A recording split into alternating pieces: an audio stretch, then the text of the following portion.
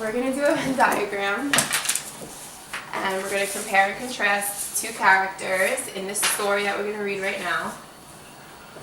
The two characters' names are Toot and Puddle, and on this side we're going to write one character's traits, on this side the other character's traits, and then in the middle their similarities. So I'm going to read the book now from the computer. Okay. Toot and Puddle by Holly Hobbie.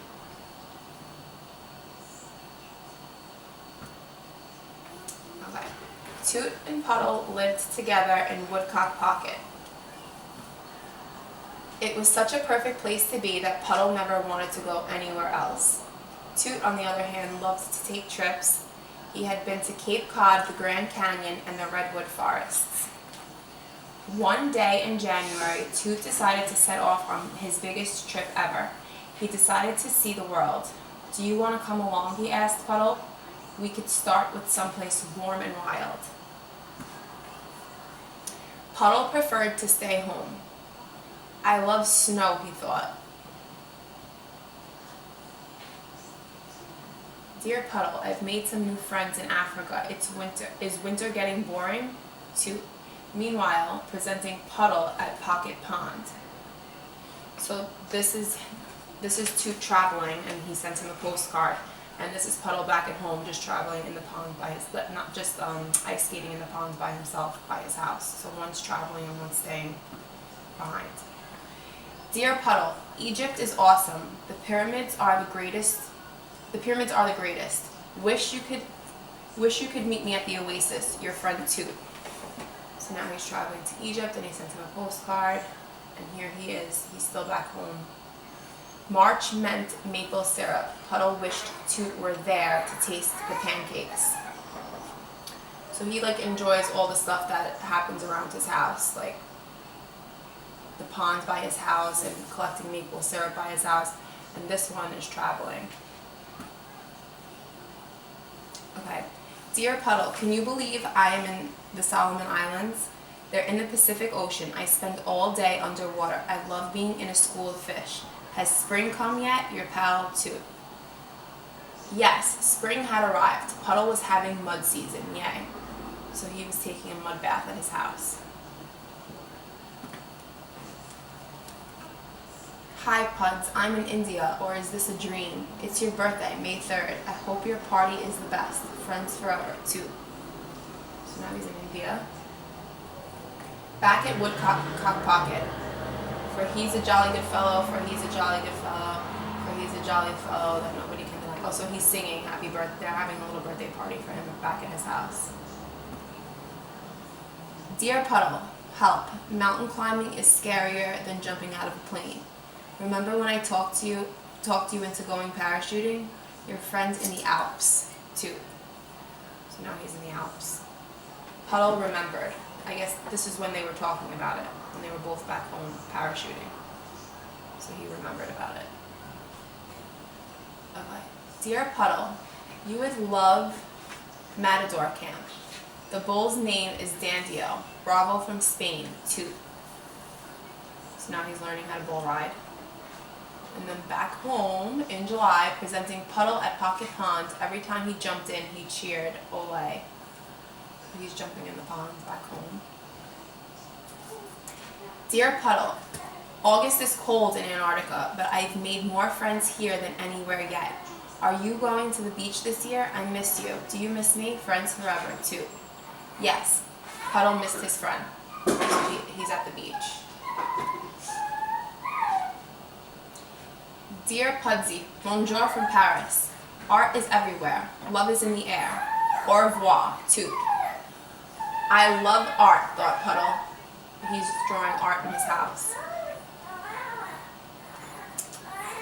"Dearest Pudzio, Italy is heaven. It's one big treat. Your friend Tuzio." Puddle decided to be horrifying. Oh, I'm sorry. Meanwhile, it was Halloween in Woodcock Pocket. Puddle decided to be horrifying. So he's in Italy, and he's getting ready for Halloween back at home. One morning in November, Toot woke up and thought, "It's time to go home." And this is him. Yay, Toot's coming. So he's excited because he's coming home.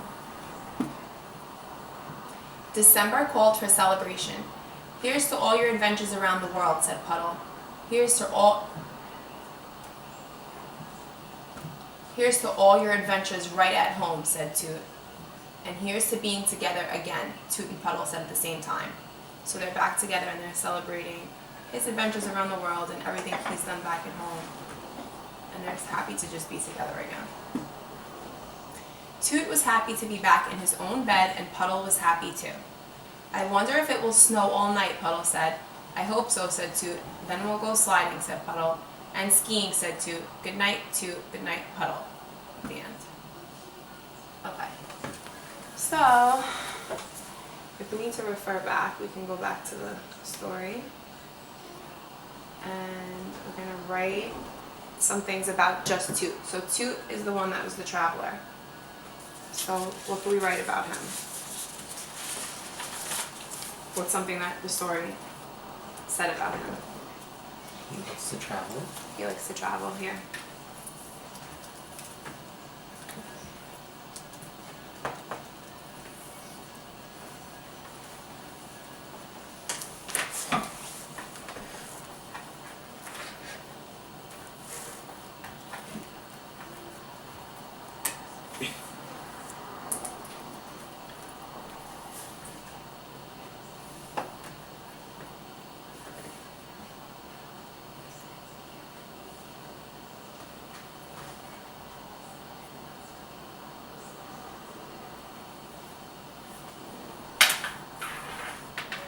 Okay, can you think of anything, Chris?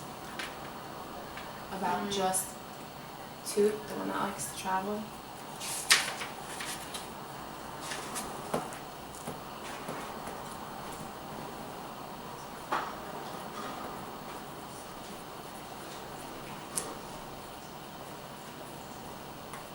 You can go forward or back in the story if you want. I have one. But, He likes to send postcards to his friend to see what he's doing. right, he checks in with his friends a lot. Because if you notice, he can't send him postcards because he's always traveling, so he has to send them in to him if he wouldn't be able to send them to one place. So he's always checking in.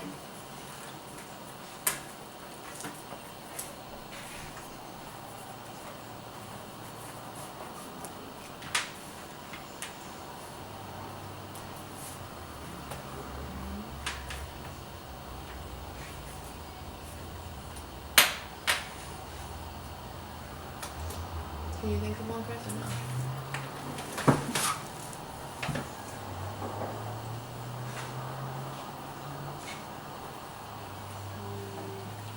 I've made some new friends in Africa. So he seems like the more outgoing one also, no? Toot? He's like more outgoing and he's exposed to more people. Where he likes to he's kind of like a loner. Right? So he's more social and more outgoing.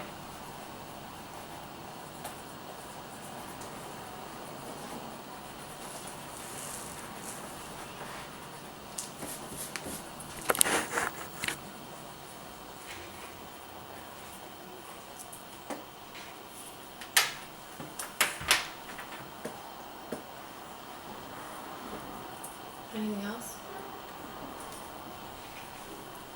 I think he's also more involved in like riskier behavior, like bull riding and underwater, like scuba diving.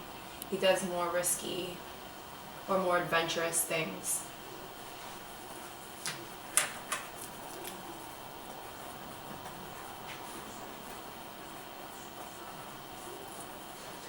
Okay, Chris, can you think of anything that would pertain to just Puddle, like any of his characteristics, the other one?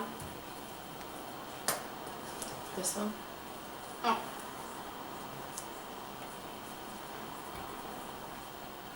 Is there anything in particular about him that's just you could use to describe just him? What does he like to do as opposed to him? He likes to take mud baths.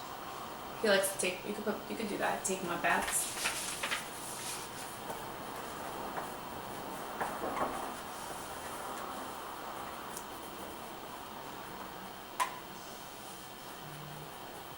doesn't like to travel.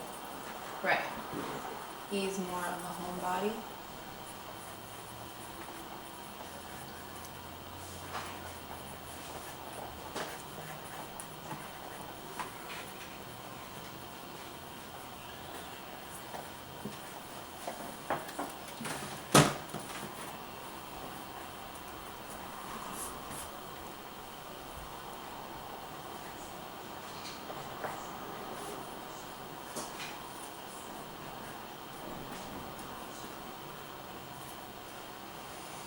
So he seems like he likes more of like the same things all the time, like he likes his routine, and this one likes like all new things all the time. So he's more routine.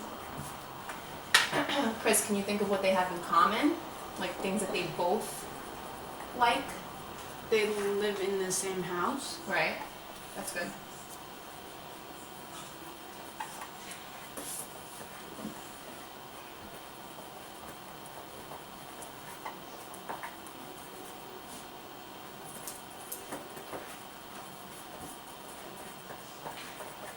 They're both pigs. Right. They're both pigs, yeah. Both missed each other. Right, yeah, they both missed each other. They both enjoy each other's company.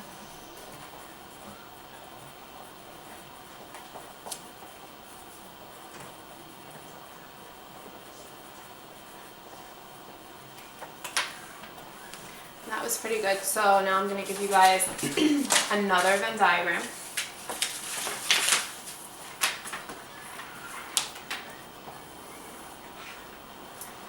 And you're going to do this one yourself. You're going to label it yourself, and then you're going to, the story is going to read itself for you. I'm not going to read it, it's just going to read it. And then you guys are going to fill out the character chart and fill it in yourself.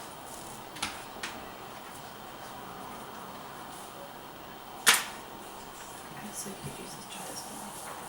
So I'm going to play the story now, and then read about it. Sheila Red wasn't afraid of anything. She wasn't afraid of the dark. Are you sleeping, Sheila Ray? She wasn't afraid of thunder and lightning. And she wasn't afraid of the big black dog at the end of the block. At dinner, Sheila Ray made believe that the cherries in her fruit cocktail were the eyes of bears, and she ate 5 of them. At school, Sheila Ray giggled when the principal walked by. And when her classmate Wendell stole her jump rope during recess, Sheila Ray tied him up until the bell rang. "I am very brave," Sheila Ray said, patting herself on the back. Sheila Ray stepped on every crack in the sidewalk without fear. When her sister Louise said there was a monster in the closet, Sheila Ray attacked it. And she rode her bicycle, no-handed, with her eyes closed. "Yay! Yay! Sheila Ray!" her friends yelled, clapping their hands. One day, Sheila Ray decided to walk home from school a new way. Louise was afraid to. "You're too brave for me," Louise said. "You're always such a scaredy cat," Sheila Ray called. "I'm not," whispered Louise. Sheila Ray started off skipping. "I am brave," she sang. "I am fearless." She stepped on every crack. She walked backwards with her eyes closed. She growled at stray dogs and bared her teeth at stray cats. And she pretended that the trees were evil creatures. She climbed up them and broke their fingers off. Snap, snap, snap. Sheila Ray walked and walked. She turned corners. She crossed streets. It suddenly occurred to Sheila Ray that nothing looked familiar. Sheila Ray heard frightening noises. They sounded worse than thunder. She thought horrible thoughts. They were worse than anything she had ever imagined. I am brave, Sheila Ray tried to convince herself. I am fearless. The sounds became more frightening. The thoughts became more horrible. Sheila Ray sat down on a rock and cried. Help! She sniffed. She thought of her mother and her father and Louise. Mother, father, Louise, she cried. Here I am, a voice said. Louise! Sheila Ray hugged her sister.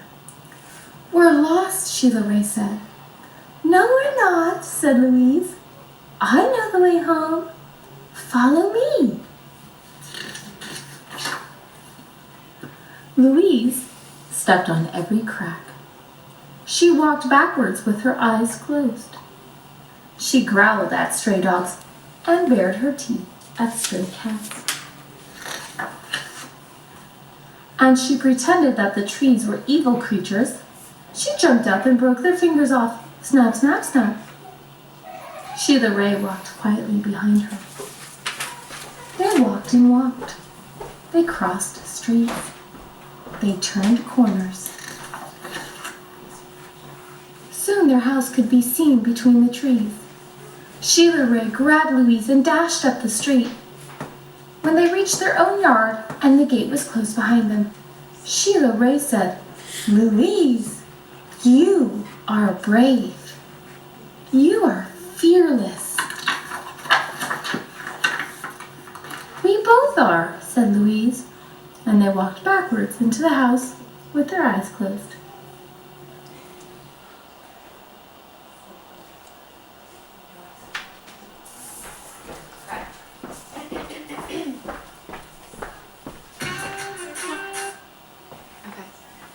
Okay, so we're going to compare and contrast Sheila and her sister. So Sheila Ray, the brave, like you guys do this one on your own. the brave, by Kevin Hankey.